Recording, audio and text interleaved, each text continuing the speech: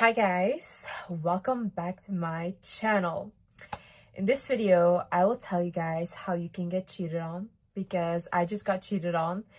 As a lot of you guys have seen, my ex-husband slash fiance decided to send Snapchat messages to one of my fans. Girl said she was a fan of mine. She screenshot that with her other phone. She took a picture and she sent that to my friend.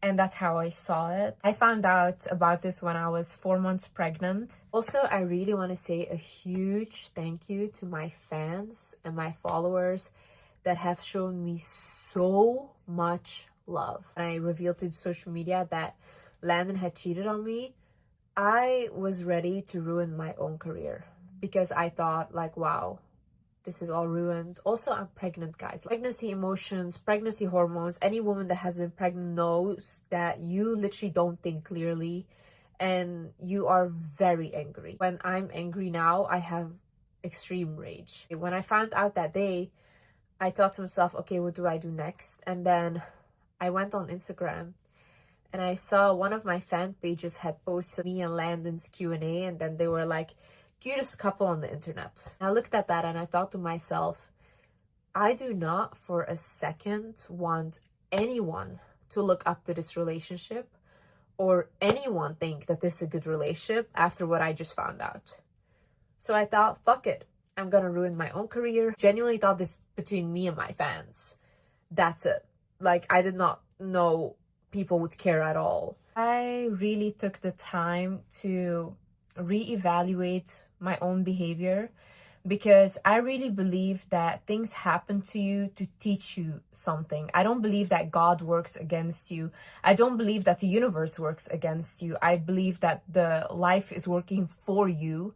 And if you can see things that happen to you as a way to teach you things, I think that's how you evolve the most. Like, you take a situation that happens to you, whether it's good or bad, and you extract the wisdom from it, and then you apply that to your life. That's how you grow. Like, we learn through relationships, we learn through friendships, we learn through our parents. That's how we learn in life. And if everything was good in life, you would probably not learn anything, or you wouldn't have the wisdom that you need to evolve in life.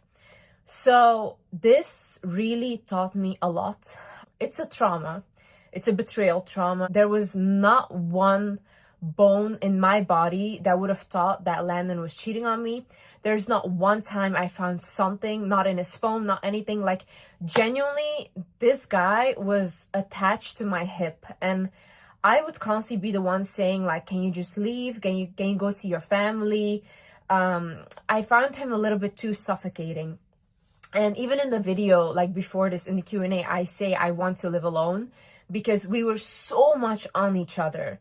So to see this for me was like a huge, big shock. Also, betrayal trauma is very serious and it can really affect you. So I do think it needs to be healed with therapy. And I myself went and I signed up to BetterHelp. I've been sponsored by BetterHelp for the past couple of years and had a really great session. See, the sessions with my therapist have given me a lot of hope, and she also explained to me where a lot of my behaviors can come from and how I can move on from this situation in the best way and with the least amount of stress. That therapy can be very expensive and not always easily accessible for a lot of people.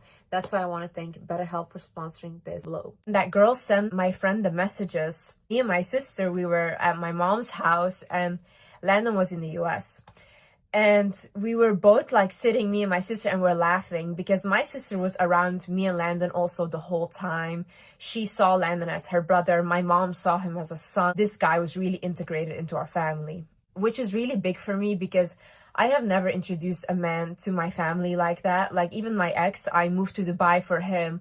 I was with him for 3 years. Even when we broke up, I was still like 1 year friends with him. We were every day together. But he was always asking me, like, introduce me to your family, I want to get married to you, this and that. And I always had this gut feeling like, no, I don't want to do that with you, not at all. And I ended up being right. And that relationship also ended in a very shocking way. It was not cheating, but it was something else where I was like, oh my God, you are literally not the person that I thought you were, and I never want to see you again. I remember I said that to my sister, and my sister was like, oh, Liz, it's gonna be nothing, probably something from before. And I was like, yeah, you're right. Then the messages she sent, I had them in the car, and it was literally like my heart dropped into my stomach. That is a feeling I would not wish upon anyone. Not on a man, not on a woman. That is disgusting.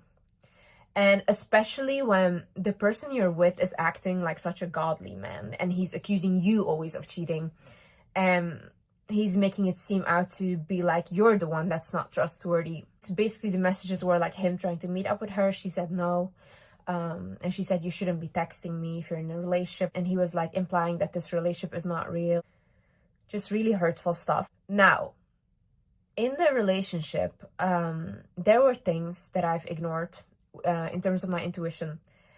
If I tell you guys the signs that I got and that I ignored, you're gonna say, Liz, you should listen to your intuition. And the reason why I didn't listen to my intuition really is because I remember with my ex, I posted a video on YouTube and I said, intuitively, I feel like I shouldn't be with this person. And I said that he keeps calling me every day. This guy called me 30 times a day, okay? He called me 30 times a day. He would stalk me wherever I would go. I was paranoid. Like when a guy would come up to me on the street and ask for my number, I would literally start tweaking. That's how scared I was. And I realized this is not normal. Like, it's not that I was scared because he was abusive or something. It was just, I was scared because I felt like he might do something if someone asking me for something, or if a guy was like just talking to me, okay? I realized to myself, like, this relationship is not normal. Like, I need to end this. So I posted that on YouTube and I said, I decided to end my relationship and explained it a little bit. And I said, like, even when I walk in the mall, I need to be constantly on the phone with him. I have anxiety. Backlash that I got from other people on the internet that I saw then was like women and men making videos and they're saying like, oh, like that's such a stupid reason and why should you break up for that and blah blah. And I then felt like, oh my god, maybe they're right, maybe I was really wrong, like I shouldn't listen to my intuition, I'm just overreacting. So then I continued being friends with him. I did not get back together, but we did continue being friends and I was every day with him, did not date anyone else. Then it ended in literally a way where I could have lost my life. And I sat, after all that with me and him happened, like I sat there, I was thinking like, oh my god, I wish I had listened to myself. I wish I had listened to my intuition. So when that happened with my ex, I booked a flight the next day to go home to my mom. I cried the whole night. I didn't sleep. I was in super shock. When I went home, then I was like coming back to my senses because I was like, what was I in for the past 4 years? What did I do? Like, I literally moved to a whole new country for him. I had no family there. I had no one there. Like, it was only him and he was like my whole life. But I was so depressed. It's so confusing when the abuse is not really, you can't see it. It's not like someone is cheating on you, or it's not like someone is abusing you, but then there's a lot of mental abuse going on and then you blame yourself. Because then I think like, okay, but I'm very traumatized, so then probably I'm just sabotaging my relationship. But in my soul, in my heart, this doesn't feel right. So I'm such in a conflict with myself. Remember when I came back home, I realized like I should have listened to my intuition. I should have listened to my intuition. I was there for a little while and then I booked Santorini. Now, I went to Santorini, and as you guys know, that's how I met Landon at the airport. When I met Landon, I felt something like with our souls connecting. And I realize now that it can be a soulmate kind of situation, but it can also be a karmic. And when you are with a karmic, they also look like you. And a karmic relationship is very hard. It is very toxic.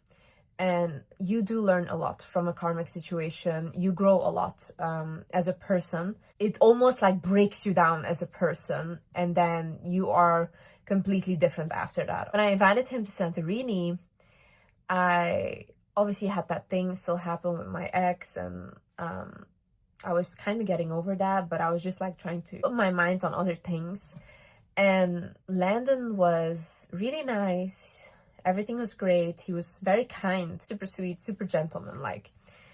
But then there was a moment where we went out and there was a Asian guy that wanted to talk to me and get to know me, and he thought I was really cute. Going outside for a talk, and Landon did not like that at all, and then basically followed us outside, and he got really like upset with me, and he was like, why are you doing this? Don't talk to him. And these two guys almost got in a fight over me, and I then got a little bit of like, ooh, that was a red flag for me, because I thought, you're just like my ex, very controlling, very jealous.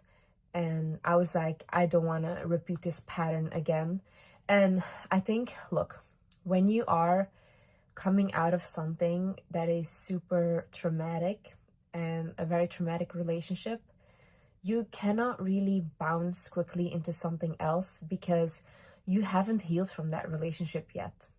So often what happens is your cycle will get repeated. It won't get healed through another person. I'm very patient with people, but then when something shocking happens, I'm like, oh wow, this woke me up. Like, imagine you have rose-colored glasses about everyone, and you believe everyone, and you think, oh, people don't have bad intentions, they're good, because you just think, why would someone hurt someone, you know, or do these things? But then it's almost like I always get put into situations where God or the universe is trying to show me, like, no, Liz, you cannot trust everyone, and you should remove those rose-colored glasses because not everyone has good intentions. When I saw that behavior from Landon, I really thought to myself, this is not for me. And I really thought, like, after that, like, let's just stay friends and let's just focus on being friends, and that's it. But Landon really wanted me. And I went back home with my friend, and I was just going on with my life. And Landon kept messaging me, and I just wouldn't really respond anymore because I didn't want to give him any hope. Or he would message my friend and she also wouldn't really reply.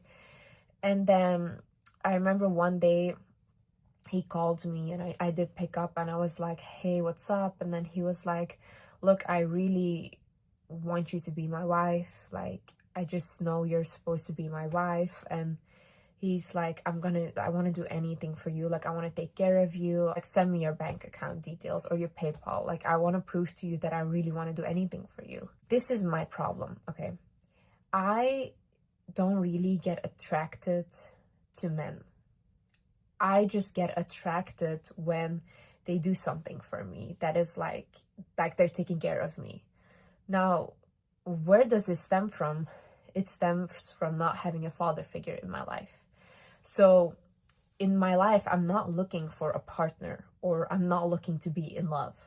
I'm looking to have that stable feeling of a parent or a father loving you, because that's the void that I feel. But then the issue is, obviously, in the relationship, I'm not that in love, because who would be in love with their father, you know, or a representation of their father? No one would. But when someone, like a man, does something for me big, like, for example, Landon, he told me, send me your PayPal. So I was like, okay, let me do it. Let's see what he does. And then he sent me $10,000. And then I thought, wow, like, he's literally sending me $10,000 so I would reply to his messages. And then I thought, wow, like, maybe I should give him a chance, because look how, like, what he's doing, like, a big thing to do, you know what I mean? And it's not even that I cared about the money. I don't, because I gave all that money to my fans on Instagram. It's not about the money. It was more like, oh, wow, like, he does this big thing. And with my ex, I had the same thing that I repeated again, which is so stupid. I should not have done this. But with my ex, it was like, I met him and I didn't really like him. I was not attracted to him. And I went back home. He wanted me to come back, and he wanted, like, to have a relationship with me, and I kept saying no. And then he bought me a Rolex, which was 2 weeks after we met. And for me, that was such a big gesture, because before that, no one had ever bought me anything designer or anything. And now all of a sudden I have like a 15K watch, which is for me like, oh my God, like, oh, that's such a big gesture. So then I did give him a chance, but then still in the relationship, I don't think I was ever really in love. I saw him as my best friend, sure. Even when I was growing up, I was not in love with young people or something. I had a crush on Dr. Phil. I had a crush on Simon Cowell. And I thought that was always so funny because my sister used to have a crush on Justin Bieber, you know, like that's normal.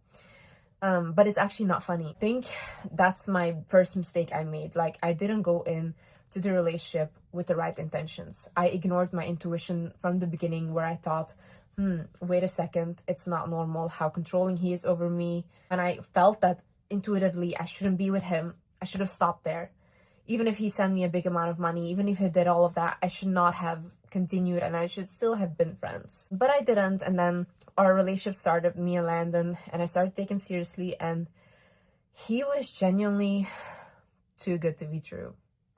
That's how I would describe him. Like, the past year we were together, he did everything for me. And I'm not just talking money, I'm talking like time. Like, he would take 18-hour flights to come see me. All my bills he paid, like all his time he spent with me. Anything I wanted, I did like this, and he bought it for me.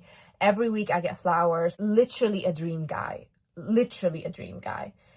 And I just would think to myself, this is too good to be true. I would constantly think that. But then at the same time, my problem is I constantly think something feels off. And then you want to blame yourself, because I come from a very traumatized childhood. So if I feel that something is off, I blame it on my trauma. So it's almost like my head and my heart fighting with each other, because I'm not sure what I'm looking at here. Like, he is perfect, does the right things, he does the right things.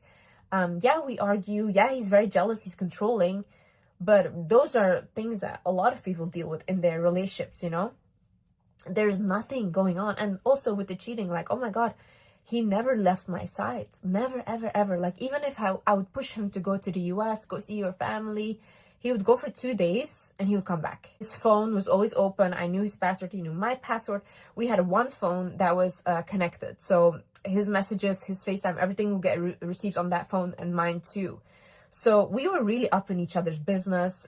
He had my location. I had his location the whole year. So it's so weird. And on top of that, he's just literally spending all of his money on me.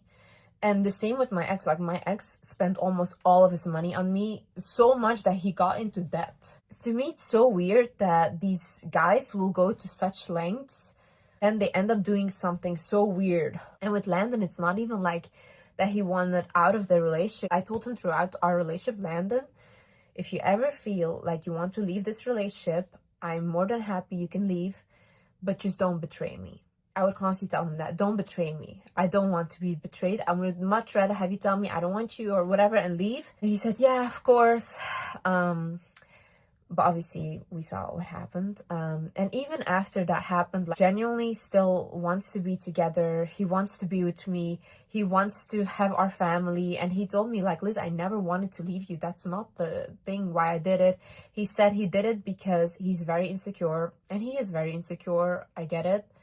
But I don't think that's a reason to cheat. I think if you're insecure or whatever, or you need validation, then tell me that. I'm your partner, you know, I'm like your wife, I'm carrying your child. Tell me, like, I can understand these things. He would constantly tell me, like, that he's not good looking, and I would constantly tell him, no, you are good looking. I would always try to hype him up, you know, but he would never believe it. And Landon also comes from a childhood where he was abandoned, or he didn't get enough love from his parents. And I feel like when men grow up with not enough love from their parents, or for example from their mom, like my ex had that, and then Landon, they love the chase, you know. That's the thing. These type of men will love to chase you, but they don't love it when they have you, or they don't appreciate it when they have you. So I think when Landon, like, first got with me, the fact that he could do all these things and, like, buy me things and then win me over, and then eventually when I come to a point where I'm even like, can you stop buying me stuff because it's like a little bit excessive, he would, like, kind of get turned off by me. It's almost like, you know how they want someone to be constantly mean to them, or dismissive of them, or cold towards them.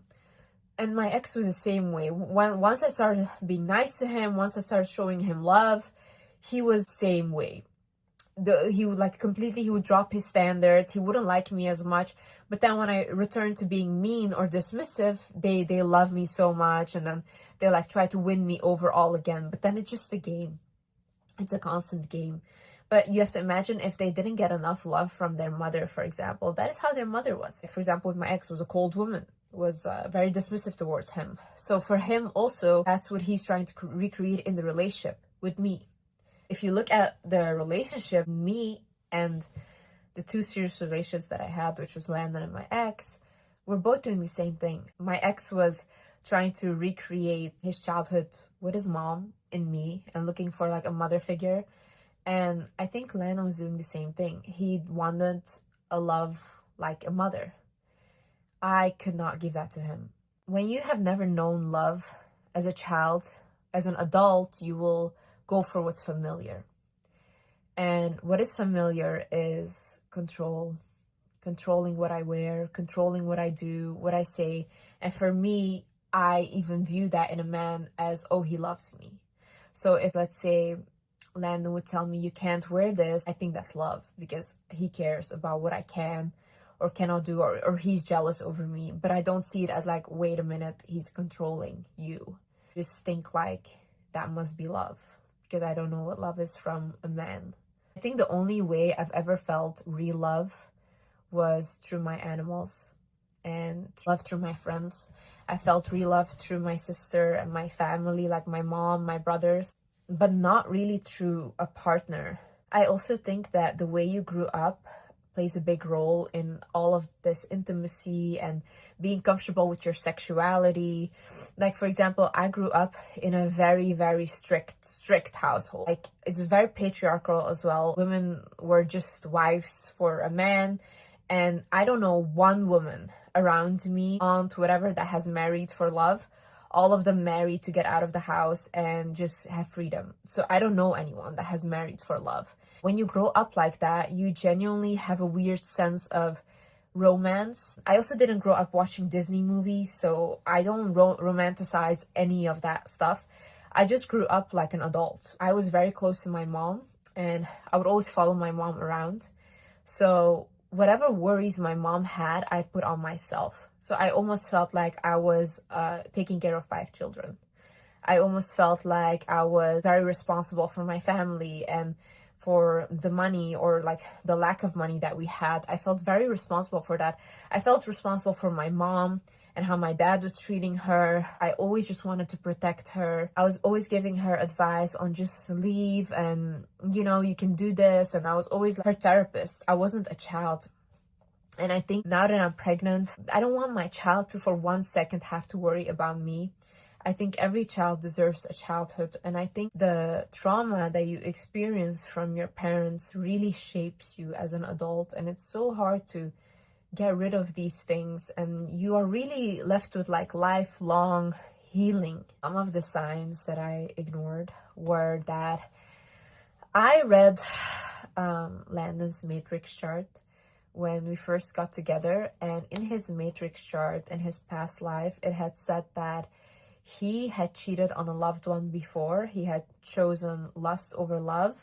So he is likely to repeat this in this lifetime. And that's like something he should watch out for. And I remember reading that and I was thinking to myself, I had also read my matrix chart, my family's. I had read it for my ex. And these things had always been very accurate. And the things that they struggle with had been accurate.